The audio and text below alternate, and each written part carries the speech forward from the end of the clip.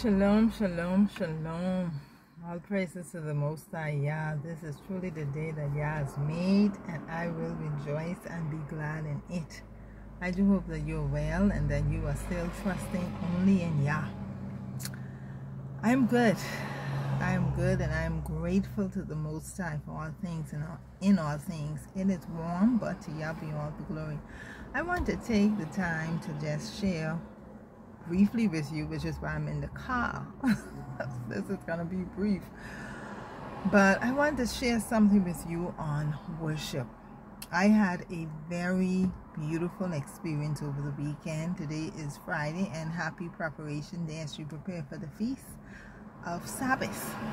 But last weekend my children and I were able to travel to the US to observe the Feast of Pentecost with an assembly there. And it was a beautiful experience.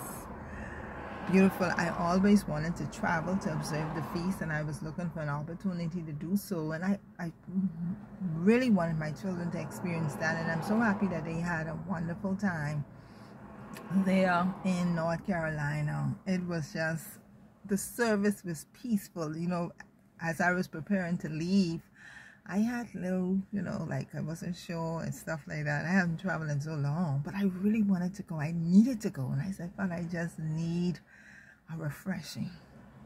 I need this. I need to go, and I want to make new relationships, meet other people. And I'm happy that I was able to do that. But the service was the fellowship. Actually just sitting in amongst the people, the real Kodashim, the saints of Yah, persons who are following the way, learning to follow the way. This is Hebrew culture, so there's no ism, there's no uncomfortableness. Everyone is wearing their sikhs, and it is just like you are amongst your brethren. And that's the experience I really needed to have, to be amongst the brethren, one like-minded. And that's when I said to Father, I want to meet people of like minds. There was no color issue, because there was, if you're going to look at the skin color, they were mixed black and white. And it was just a beautiful experience, and it was peaceful. That was my takeaway from the experience. It was peaceful. The food was laid out, so you can just go and serve yourself as you willed and come and sit down while the teaching was going on. It was just peaceful. It was peaceful. Beautiful experience, And on the Feast of Pentecost, Shavuot, what was amazing on Sabbath, anyway, it was a beautiful experience. But on the Feast of Shavuot, after the service, they had the apostle, he called people to worship. And worship was the true meaning of the word worship, where we were asked to bow, to get down and prostrate before the Most High, which is the meaning of worship. And he said, he's not going to force anybody to do so. And so when I got down, while I was there, my children, it quickened in my spirit, my children. And so I got up to see the position of my children. And I noticed my son was still seated in the seat. So I said to him, And he said, he ain't forcing us. So I was like, okay. And I went down. But that resonated with me. I always look for an opportunity to share with my children. And so I made a note. I said, okay, I'm going to speak to him about that. Just asked why you didn't, because I felt he didn't understand why you didn't and why he didn't. And so I forgot about it. But yesterday, which would have been Thursday, while at work, the Ruach HaKodesh reminded me to speak to my son regarding worship. And so as we were driving, as I was driving with him, I said to him, why did you not, worship when we were at the Feast of Shavuot? Why didn't you get down to bow, to prostrate? And he was like, well, and he was like he wasn't sure how to answer. I said, I just want to know. I want to know what your thought process was, what you were thinking. And he said, so I didn't feel like I was in a spiritual position to do that. I was like, what spiritual position you need to be to bow? And I understood exactly where he was coming from, because I realized that's the issue with many people. We go into, and that's how it has been in Christianity, religion, which is why I have an issue with religion and these religious terms, these words being taken in a religious sense, which takes away from the true meaning of the word. So I said to my son, of course, loving the opportunity to speak with him about it. But I said to him, right now, I said, Yah is the king. He is the King of Kings. I said, and right now in the earthly realm, when you stand before certain people based on their title, you are expected to bow before them. I said, if you go to Africa, the African kings, I've watched videos and persons who stand in front of them, they were expected to bow. I said, the King of England, when you go before him, you are expected to bow. I say, even here in the Bahamas, the Governor General, you are expected to bow. I said, I noticed in the Supreme Court, when the judge comes in, you are expected to bow. I said, there is no, and you call them these titles like your lordship. He was shocked when I told him the Supreme Court judge in the Bahamas, you have to refer to them as your worship or your lordship. I said, so we give that respect to earthly men. How much more should we be able to give it to the Most High? You understand me? Who is the King? And I realize that we are so more inclined to pay homage to earthly man.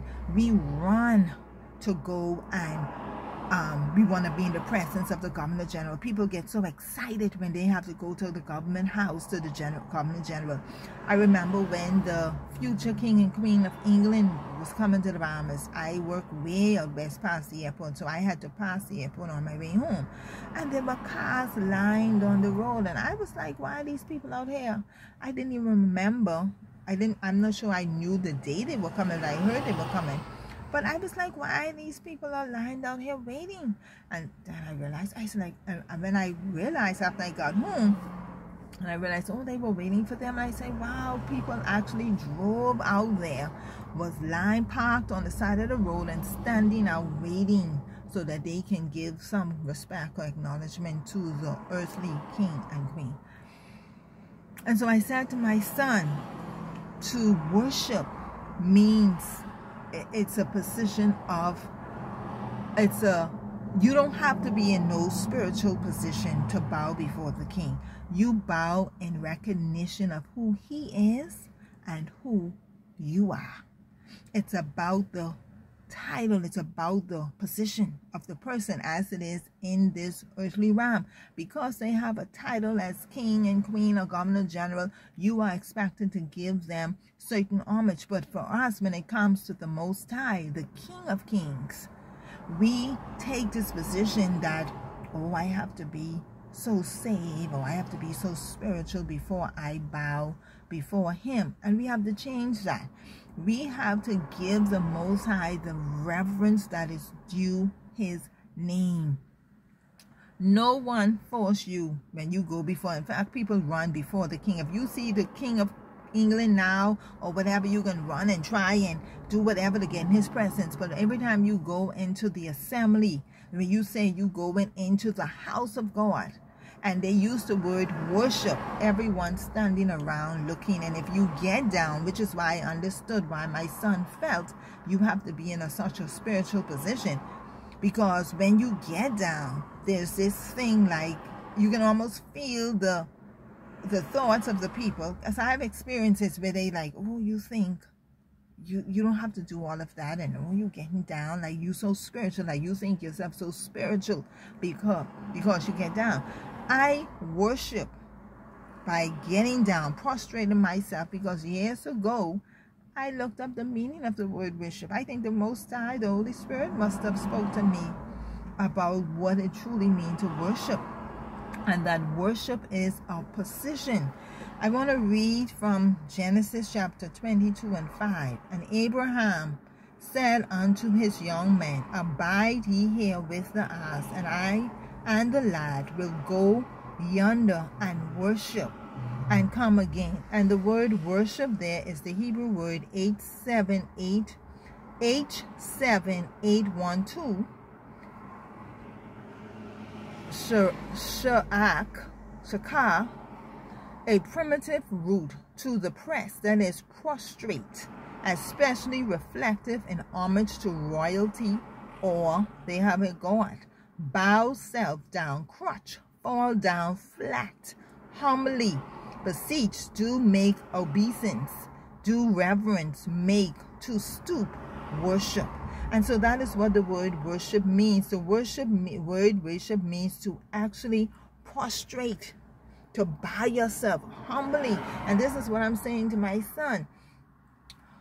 When you are going to bow yourself before the King, the Most High, you are recognizing that He is the supreme being, that He is sovereign, and that you are a created being. It's a matter of position, His position and your position. And compared to Him, and you stand in His presence, you should bow.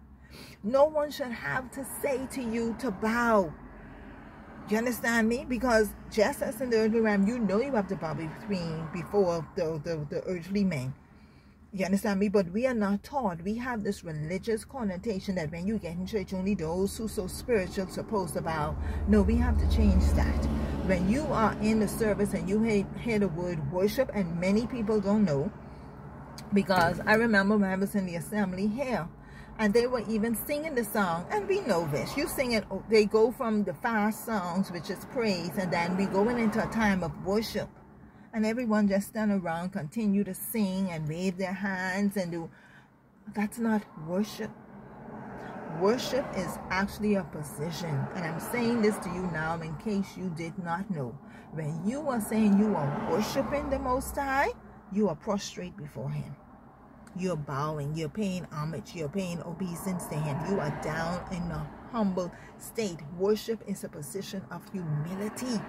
And this is how we are supposed to live before the Most High, in a position of humility. When we understand who He is, and we need to get to the place where we give that reverence and that respect to the Most High at all times. But when we go into the assembly and we say that we're gathering to worship Him, and there's a time when you say, oh, it's time to worship, everyone, child, grown up, we need to teach that. Get down. And you are going to bow and pay homage and respect and be humble and reverence, stoop, bow, lay down before the Most High. That is something we need to encourage. That is something we need to teach. So I'm saying it here, and I particularly came after that conversation with him. I said, I have to speak about it because I've observed it in the assembly. Bow down and worship Him. The sound is saying bow down and worship, and people still standing around and clapping. Like, it takes a lot out of us. I don't know if it's because we're embarrassed, you understand me, to bow down before Him, but we have to give that respect to the Most High, and be embarrassed and feel some kind of way about bowing before the Most High, but we would be all excited and happy and cheerful to stand in the presence of the England King Charles. I think that's his name. You understand me? We'll be excited about doing that. You understand me? When the other, and the Greek, also the Greek word for worship, Matthew 2:2, saying, where is He that is born King of the Jews? We have seen His star in the east and have come to worship Him. The Greek word G4352, proskuneo, and probably a derivative of G2965, meaning to kiss like a dog licking his master's hand, to fawn or crouch, to, that is literally or figuratively prostrate oneself in homage, to do reverence, to adore. That's what it means to worship. So whenever you're speaking about worshiping the King of Kings, the sovereign one, your creator, you're going to bow down before him. Every morning that I wake up, I step out of my bed and I get down before the Most High, thanking him for allowing me to see another day. I bow before him. You understand me? I know of times when I'm in the assembly, and because I know, and they're singing the worship, and if I don't get down, the Ruach say to me, quicken me, like, okay, your worship, why are you still standing? You're not standing to worship. When you are worshiping, you bow. The position of worship is not a standing position. It's a prostrating position. It's a getting down on your knees, bowing down position. And that's what I wanted to say. I needed to say that today. I want to encourage you as you go into the feast, the weekly feast, the Sabbath, and if you are going out to the assembly to fellowship, I want to encourage you today to bow before your King, bow before your Maker, prostrate before your Creator. Bow down and worship him. Prostrate. Let us get ourselves into that mindset. Let's truly honor and adore him. Let's give the Most High the honor that is due his name. Let's give the Most High the honor that is due his name. Let us bow down and worship, prostrate before our King, our Creator, King Yah. Shalom.